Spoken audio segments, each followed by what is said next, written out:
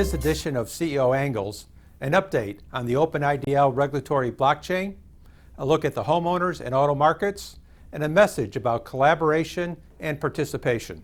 Over the past few months, AAIS has been at the center of a lot of discussions about the use of blockchain and the overall process of insurance across our industry.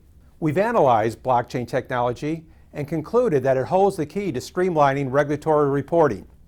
We've engaged representatives from across the P&C industry in design thinking sessions to help us better understand key concerns regarding data control and data security. These industry leaders have also helped us develop requirements for the openIDL platform.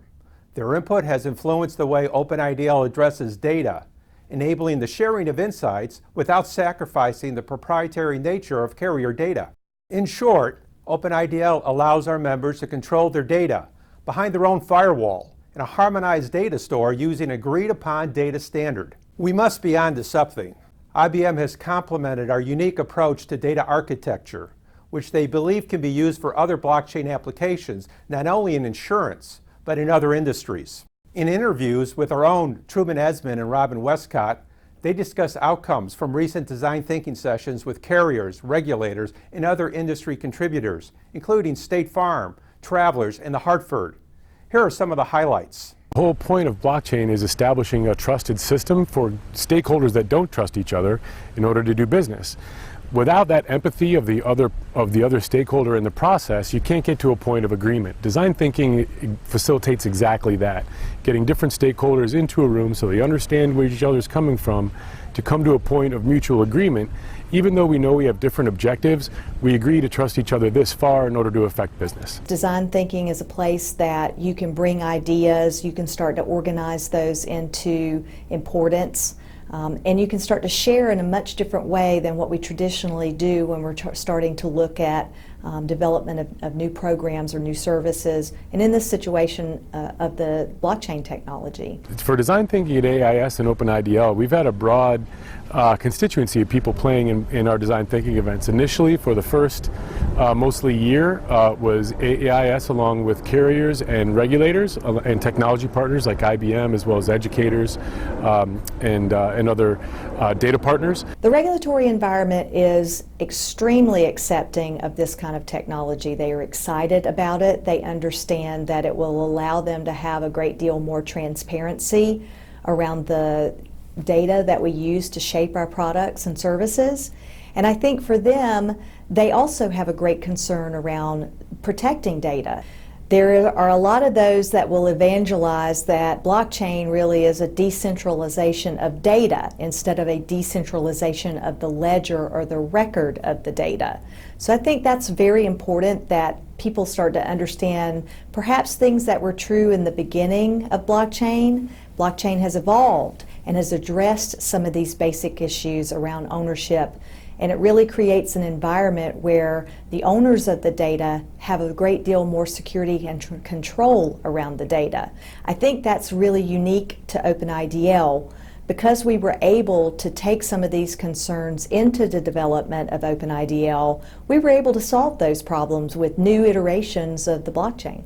So having established a framework for regulatory reporting and some reliable data streams that we can build on moving forward, we've opened it up to broader use cases and value propositions in the industry, particularly around 3 working groups that our members of design thinking have formed on their own: flood, homeowners, and auto and subrogation, each of which present unique circumstances with private data and getting those functions into the marketplace. Being a conduit for collaboration and change is a natural extension of our role as the only national non-for-profit advisory organization. It is our mission to serve as an intermediary between carriers and regulators. It's an ideal position from which to engage companies, even competitors, to solve common problems. Over the years, we have collaborated with many third parties to develop new advisory products and tools, such as Liveria, our document management platform, and side-by-side forms comparisons using machine learning and AI tools. Recently, we announced a new partnership with Munich Re to focus on improving flood insurance products in the U.S. Our goal is to support insurance carriers and homeowners in low to moderate risk markets. Here, with more on our efforts in the homeowner space, is John Caduce, VP of Personal Lines and Auto, and Head of Product Strategy here at AAIS. Homeowners insurers today are facing a number of big issues, including, of course, natural catastrophes. You've seen a lot of press around what's going on with wildfires, with hurricanes, all of those activities this year. We, of course, have our by-peril rating program that we've had available in most states for a long time. Recently introduced that in Florida. In addition to that, we're just getting started on an effort to bring a flood product to homeowners insurers that will attach to our current homeowners by-peril program. We have a partnership with Munich Re, and Munich Re has a solution available for homeowners insureds and homeowners carriers, of course. And that solution is basically an endorsement version of a flood program. And what we are doing is we are taking that and we are modifying that into our own, and we're going to be filing that on a national basis. So we're really relying on their expertise, both in terms of making sure we have a good understanding of the exposure itself, as well as understanding the nuances of rating that program. And having the perspective of a reinsurer in particular as we do that is vitally important. If you'd like to see more of our interviews with John, Robin, and Truman, please visit our YouTube channel. In closing, I hope you've had a chance to look over our annual Viewpoint magazine, which should have arrived in the mail in the last couple weeks. It's filled with the latest thinking on a broad array of topics important to our members.